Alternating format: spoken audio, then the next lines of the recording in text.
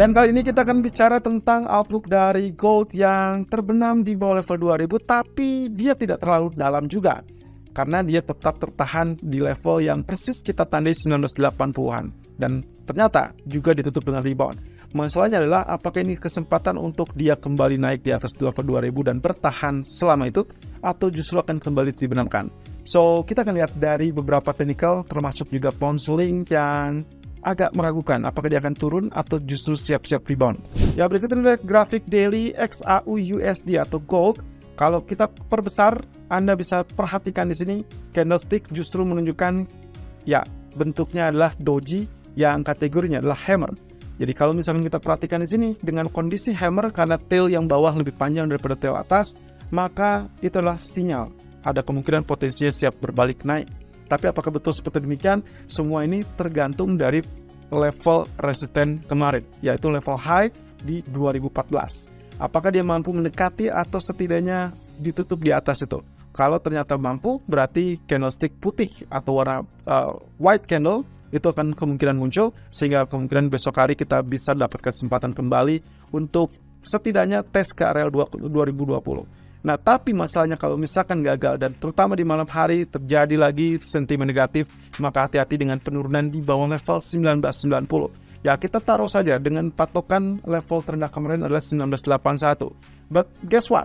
Ternyata kalau kita perhatikan di area ini, maka sebetulnya ini adalah level low yang relatif sama dengan beberapa hari yang lalu. Ya, kita lihat di sini adalah level yang sempat dicapai kurang lebih 1, 2, 3, 4, 5. Ya, kurang lebih seminggu ke belakang, dan kita lihat di situ adalah 1981.50, sementara kemarin itu adalah 1981.08. Jadi kurang lebih teritorinya relatif sama, dan apa yang terjadi berikutnya dengan tail yang relatif sama, cuman bedanya adalah tail atas muncul kemarin yang sebelumnya ternyata tanpa tail atas, hanya tail bawah, next candle-nya adalah putih.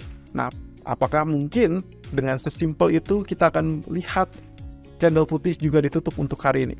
Mungkin saja, kalau misalkan kita asumsikan ini bottom yang sama, mungkin saja kita berikan peluang terhadap double bottom. Nah, kemudian kalau kita perhatikan dari level H4, kemarin juga kita sempat menandai kalau ternyata dia mengalami penurunan pun, maka hati-hati di level support. Dan persis dengan apa yang terjadi, dia berakhir dengan rebound, dan kali ini pun dia bertahan di level 2001. Ya, saya tahu tadi pagi kami memberikan rekomendasi di level 2000 sampai 2002, lalu kemudian pertahankan sell tersebut. Dan apa yang terjadi? Memang tadi sempat bertahan cukup lama di level 2001, kemudian dia turun ke level 1998. Nah, sayangnya sampai saat ini kelihatannya belum ada greget untuk kembali turun di bawah itu. Ya, seperti terlihat di grafik K1-nya. Terendah hanya mencapai level 1996, sementara TP pertama kita menginginkan level 1994. So, hati-hati teman-teman. Kalau kita perhatikan dari area, maka sebetulnya ada dua cara di sini. Yang pertama, perhatikan 61.8% dari Fibonacci retracement yang ada di grafik K1, di mana saya menarik dari level puncak 2014 sampai ke level bottom 1981. 61.8%-nya berada di level 2001. Artinya di running price saat ini di jam 12.40 saat saya merekam. Kalau ternyata didapati katakanlah 1 jam kemudian, katakanlah ini pergantian candle 20 menit lagi, atau ya dapat di jam 13.00, kalau ternyata candle berikutnya berada atau dibuka katakanlah di atas level 61.8%, maka itu adalah tanda-tanda kemungkinan dia masih tetap bisa untuk mulai kenaikan. Nah, tinggal yang kedua adalah level resisten yang tidak boleh diabaikan adalah level 2014, itulah high kemarin. Jadi so far, kalau secara basic Fibonacci retracement, begitu dia confirm tembus 61.8%, maka target utama yang bisa dicapai adalah area ini. Ya, kemungkinan dia bisa naik sampai level 2014. Nah, kemudian, bolehkah saya melakukan sell? Kalau kita pertimbangkan inilah level top, lalu kemudian ini mungkin saja diuji kembali, maka bisa saja dia jadi double top di situ dan ada rejection, atau diharapkan ada rejection di situ. Nah, artinya Anda bisa saja melakukan sell di dekat 2010-2013 dengan stop loss di atas 2014. Atau opsi yang terakhir, pokoknya perhatikan saja sepanjang garis trendline biru ini, ya. Kalau misalkan kita perhatikan di sini, setelah terjadinya penembusan kemarin, kemudian dia terjadi pullback, dan dia tetap berada di bawah jalur trendline, maka dia dikonfirmasikan sebagai tetap dalam fase bearish atau dalam fase penurunan.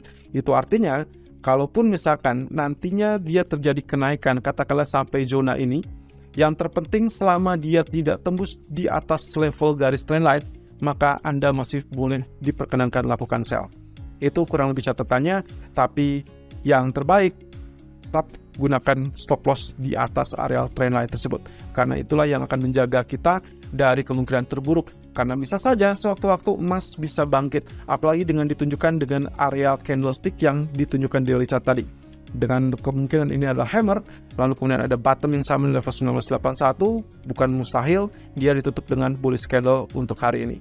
Nah, kemudian untuk crude oil ataupun pound sterling, kita lanjut dulu ke pound sterling karena di jam 1 kurang lebih kita akan lihat dari data ekonomi. Ya, di sini saya digunakan atau dibantu dengan penggunaan Fibonacci retracement yang ditarik dari puncak 25 atau 1.25456 sampai level bottom 1.253 atau 1.2352. Nah, seperti biasa, yang namanya Fibonacci retracement kita cukup menantikan level 50 ataupun 30% saja, dan tentunya pemicu untuk perubahan tren atau reversal trend adalah level 61.8%. Tapi selama dia tidak tembus level 61.8%, intinya adalah Anda masih diperkenalkan untuk melakukan sell.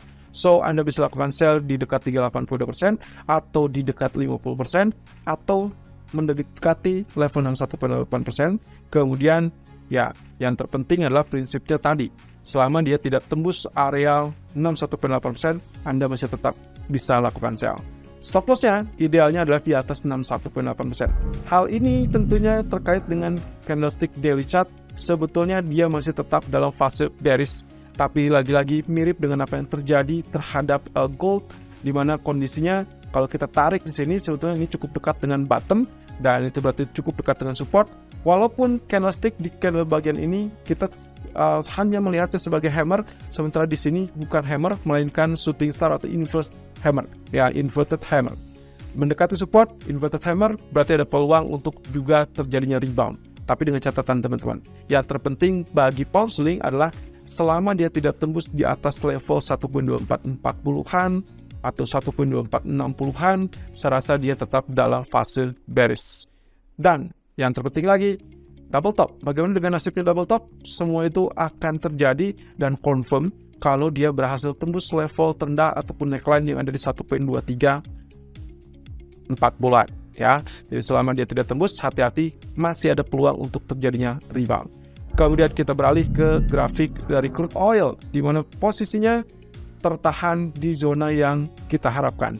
Ya, kemarin kita lihat 83, kemudian dihajar dengan yang namanya bearish harami, lalu kemudian ditutup dengan candlestick seperti demikian yang cenderung 50-50, ya, wait and see karena dia spin top, tapi ternyata ditutup dengan bearish. Otomatis hari ini kecenderungannya harusnya dia masih tetap dalam fase penurunan.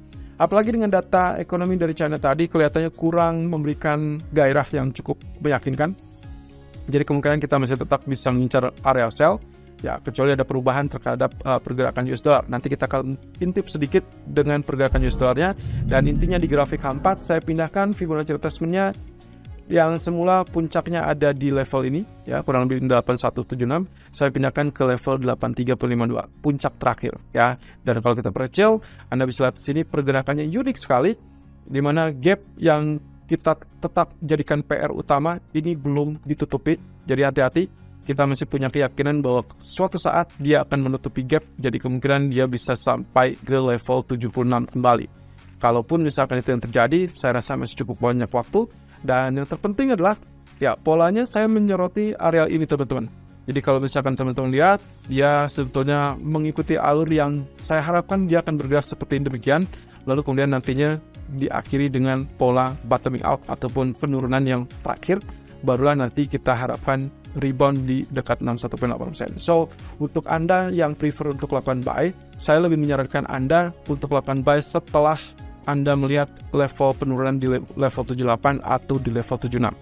Sekarang belum saatnya untuk Anda komitmen untuk melakukan atau mempertahankan buy, melainkan Anda lakukan sell terlebih dulu, dan persis dengan areal yang tadi sempat kita share di 8100, 81.20, saya rasa ini masih tetap mumpuni, dan kita harapkan penurunan sampai level setidaknya 79.35. Lalu kemudian Bottoming out-nya adalah di sini kita anggap sebagai level support yang memungkinkan kalau dia sampai turun, maka kemungkinan lanjutan penurunannya akan sama dengan target ketinggian tersebut. Itu berarti mengundang area 76 kembali dalam waktu dekat. Dan seperti yang saya janjikan, kita akan mengintip terlebih dulu dari outlook DXY atau US dollar terlebih dulu. Grafik daily ditutup dengan bullish candle, teman-teman.